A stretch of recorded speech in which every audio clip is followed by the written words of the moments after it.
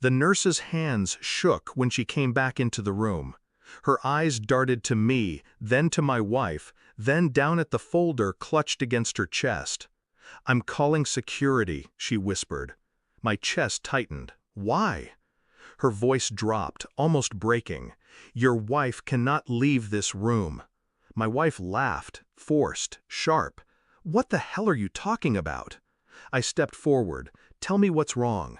The nurse looked at me, then at the boy sitting between us. Our son. My son. "It's not my place to say. This is impossible." Her hand opened the folder, revealing a sheet covered in black lines and markers. DNA, paternity indicators, words that sliced through bone. The boy looked up at me, confused. His small hand reached for mine. Instinct overrode everything. I took him, held him close. And in that instant, I knew nothing would ever be the same. The drive home was silent. My wife sat beside me, staring out the window, her jaw clenched tight. Not a word, not even an attempt to explain. But silence is an answer, a louder answer than any excuse she could have manufactured. I replayed every moment from the last 7 years. The missed calls, the sudden trips to see her sister, the unexplained absences during my deployments. I had dismissed them all, trusted her. And now, this. I couldn't reconcile it, not fully. Part of me wanted to believe it was a mistake, an error in the lab, a crossed sample, anything but the truth. But I saw the nurse's eyes. That kind of terror doesn't come from a clerical error. At home, she retreated upstairs, leaving me with him. I sat in the kitchen, watching him play on the floor with his toy trucks. His laugh still mine, his face still half mine, and yet not mine. The betrayal wasn't just hers, it was woven into his DNA, a reminder I could never escape. I began quietly, calm, calculated. I contacted the lab directly, asked for the raw files, the markers, the profiles. I knew how to read them. Military intelligence teaches you more than strategy, it teaches you how to spot lies buried in data. It was no lie. The markers were undeniable. He was hers, but not mine. Still, I needed more. I needed to know who. Phone records were next. I pulled them through our shared account. Late-night calls, consistent numbers, the same one stretching back years. A name I didn't recognize, a man. Then I checked the bank statements, quiet withdrawals, hotel charges billed discreetly. Every thread I pulled led to the same shadow. He wasn't just a fling, he was consistent, a second life she had built beneath mine. I didn't confront her, not yet. I let her believe I was broken, passive. At night, I'd watch her sleep and wonder if she ever looked at me with love, or only with calculation.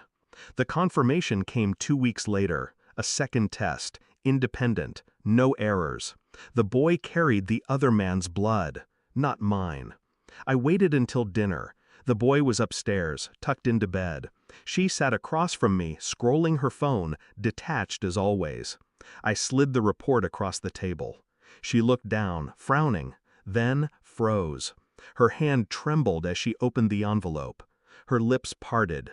Eyes scanned line after line. "No," she whispered. I said nothing. Her tears fell quickly, loud, performative, but her body language told the truth. The guilt was old. This wasn't shock. This was exposure. I stayed silent. My calm was the knife. The next day I made the call. The lawyer, divorce, custody filings, evidence secured and locked in place. I didn't scream. I didn't threaten. I simply acted. When she realized, she begged, claimed she loved me, that he was a mistake, that we could fix this. I handed her the report again, said nothing. She tried to reach for me, but I stepped back. Her tears lost power against the wall I had built inside. Then I took my son.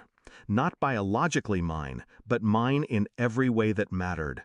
And that was the move she never expected. Because I knew the courts would side with me. Stability, proven care. Her deception would hang her. Now the house is quiet. Her perfume lingers faintly, but her presence is gone. And in the silence, I found clarity. She tried to shatter me, to bury me in deceit so deep I'd never climb out. But betrayal doesn't weaken a man like me. It hardens him, sharpens him. My son is asleep upstairs. He's not my blood, but he's my responsibility, my choice. He will never know the truth of her lies. She will, every day, alone, with nothing left but the echo of the family she destroyed. And me? I feel nothing for her. No anger, no love, no grief. Only clarity. I didn't lose a son. I lost a liar who mistook my silence for weakness. Thanks for watching. Don't forget to like, share, and comment.